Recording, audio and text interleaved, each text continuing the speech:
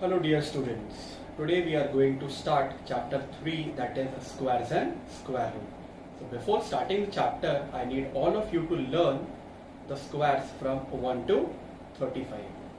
So the name of the chapter is squares and square root. So the first question is, what is a square or how we can find the square of any number?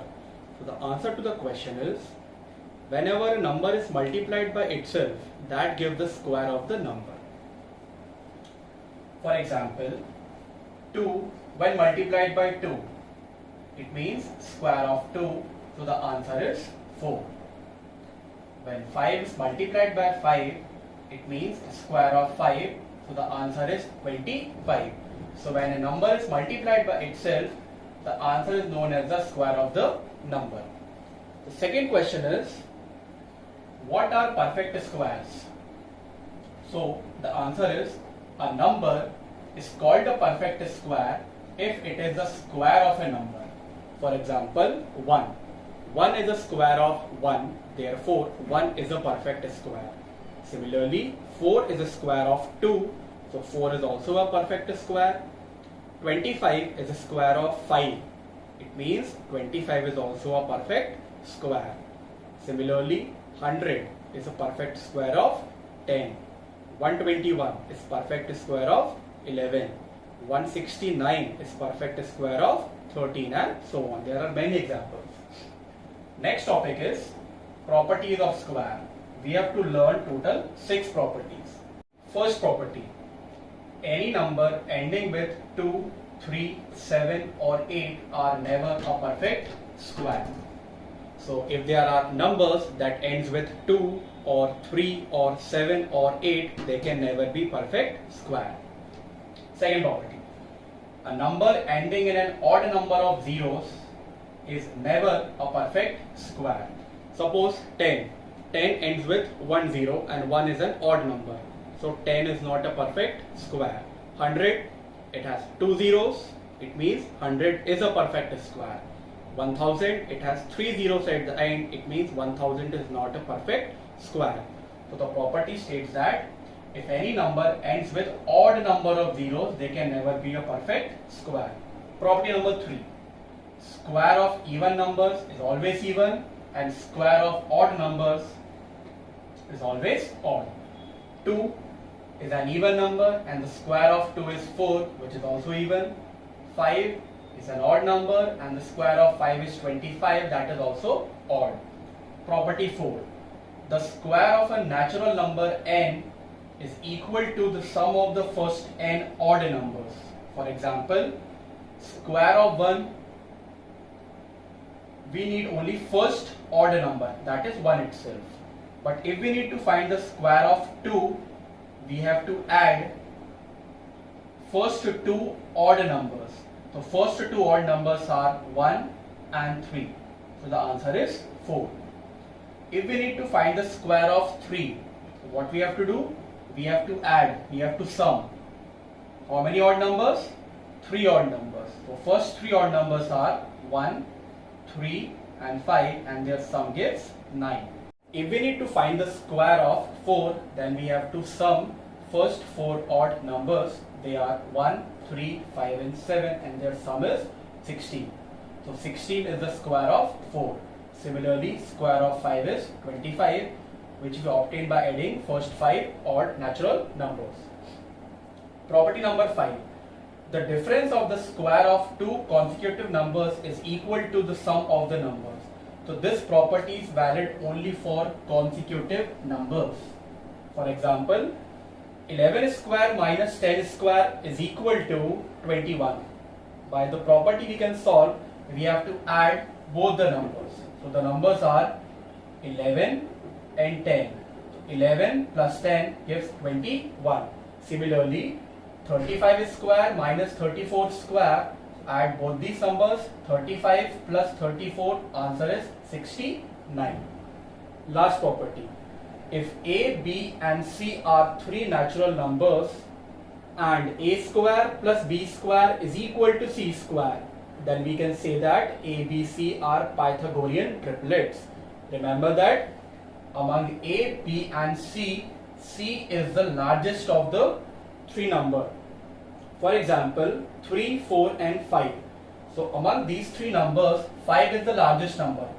So 5 will take place of C, 3 becomes A and 4 becomes B. So by using the property A square plus B square is equal to C square, we get A square plus B square is equal to C square. Square of 5 is 25, square of 3 is 9, square of 4 is 16. 9 plus 16 gives 25, so LHS is equal to RHS. These 3, 4 numbers satisfy this property. It means 3, 4 and 5 are Pythagorean triplets. Next example is 10, 6 and 8. Among these three, 10 is the largest number. So 10 square is equal to 6 square plus 8 square. Square of 10 is 100, square of 6 is 36 and square of 8 is 64. 36 plus 64 gives 100. So left hand side is equal to right hand side. It means 10, 6 and 8 are Pythagorean triplet. Next example, 5, 6 and 9. So among these three, 9 is the largest number. So 9 square is equal to 5 square plus 6 square. Square of 9 is 81. Square of 5 is 25. Square of 6 is 36. 25 plus 36 gives 61. And on left hand side we have 81. So left hand side is not equal to right hand side. Therefore 5, 6 and 9 are not the Pythagorean triplets. Now we will solve some numericals based on squares, perfect squares and properties. The first question is, using prime factorization, check whether the number is a perfect square or not. So the number is 343. So the step number 1 that you have to follow is to find the prime factors of the given number. So the number is 343. So its prime factors are 7 multiplied by 7 multiplied by 7. Step number 2, you have to make the pairs. So one pair of 7 is completed and another 7 is left unpaired. So as 1 7 is unpaired, therefore 343 is not a perfect square. Our second number is 1, 2, 2, 5. Step number 1 is to find the prime factors and they are 5 into 5 into 7 into 7. Step number 2 is to make the pairs. Pair of 5 is completed and pair of 7 is also completed. So as 5 and 7 are paired, therefore 1, 2, 2, 5 is a perfect square. So this is the method by which we can check whether the given number is a perfect square or not. And the method is by prime factorization method. Now second question is to find the square root. So what we have to do, 1225 is equal to 5 into 5, that is square of 5, and 7 into 7, that is square of 7.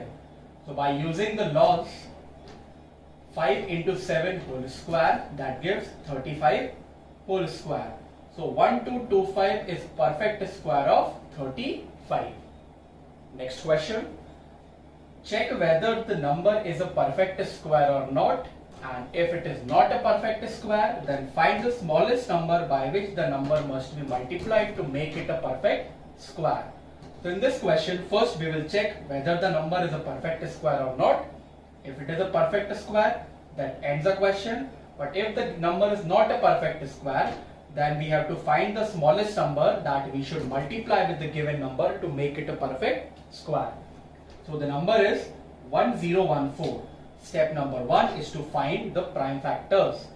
So the prime factors of 1014 are 2 multiplied by 3 multiplied by 13 multiplied by 13. Step number 2 is to make the pairs. Only pair of 13 is completed. 2 and 3 are unpaired. So it is clear that 1014 is not a perfect square because 2 and 3 are unpaired. So the second part of the question is to find the smallest number by which we should multiply the given number to make it a perfect square. So as 13 pair is completed, we have to complete the pair of 2 as well as 3. So what we have to do? We have to multiply this number by 2 and 3. So as 2 and 3 are unpaired, Therefore, 2 and 3 must be multiplied with 1014 to make it a perfect square. So the new number obtained is, previous number was 1014. When multiplied by 2 and 3, it gives 6084. So this is the new number which is a perfect square. And 6084 is perfect square of, so these are the previous factors, 2 into 3 into 13 into 13. And we have multiplied this number by 2 and 3. So this 2 and 3 is multiplied by the previous factors. So by rearranging them, 2 multiplied by 2, 3 multiplied by 3 and 13 multiplied by 3. Previously only 13 pair was completed. Now 2, 3 and 13, all three pairs are completed. That gives square of 2 multiplied by square of 3 multiplied by square of 13. Again by using laws that we have studied in chapter 2, it gives 2 multiplied by 3 multiplied by 13 whole square. That gives 78 whole square. So the new number is perfect square of 78. Next question. By observation say which are not perfect square, give reason. So here we have different numbers and without any calculation we have to say that which numbers are not the perfect square. So we have to use a property. So we have learned one property that numbers ending with 2, 3, 7 or 8 are never a perfect square.